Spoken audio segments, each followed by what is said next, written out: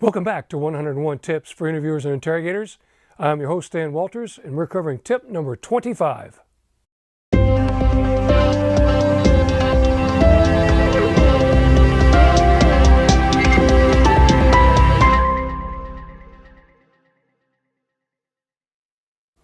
So we're up to tip number 25 in our series of 101 Tips for Interviewers and Interrogators. I want you to think about the way the subject behaves towards you as the interviewer as you're conducting an interview or your interrogation. Now, in the past, we've focused quite a bit on body language and speech cues, obviously as a tool for spotting deception. But if we're stopping there, we're missing a lot more.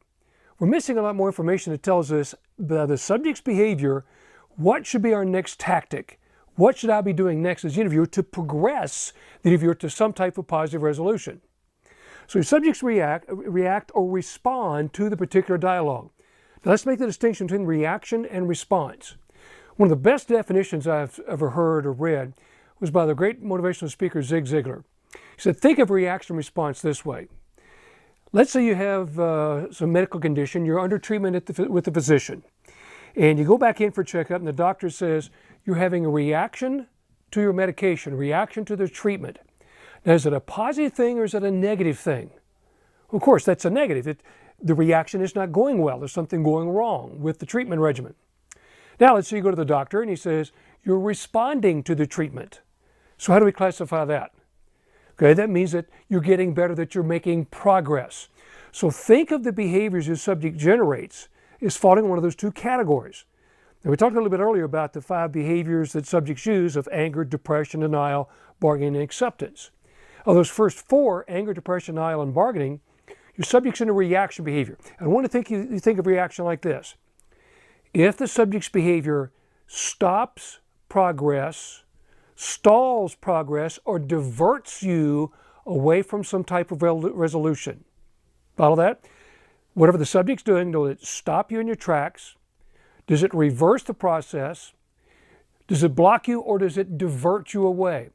In those cases, you have to change your tactic to overcome that reaction. Now, a response, the subject statement, you'll hear by its content, tells you that they're ready to move forward, that there is a step to come, or they're looking for the next step or a progression toward resolution. That's when your subject is in acceptance, and it's time now to pull out some form of resolution to get an admission or confession, but at least your subject's in compliance.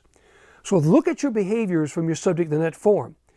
Okay, yeah, we want to see if it's deception, obviously, but my end game is getting information. If they're in a reaction behavior, I'm not going to get that cooperation, not going to get that information. If they're in a response behavior, now we're making progress toward compliance. So take a look at those behaviors and pay attention to your subject's behavior responses and reactions to you. Hope you enjoyed number 25. We've got a great series going here now. Please share with some other folks.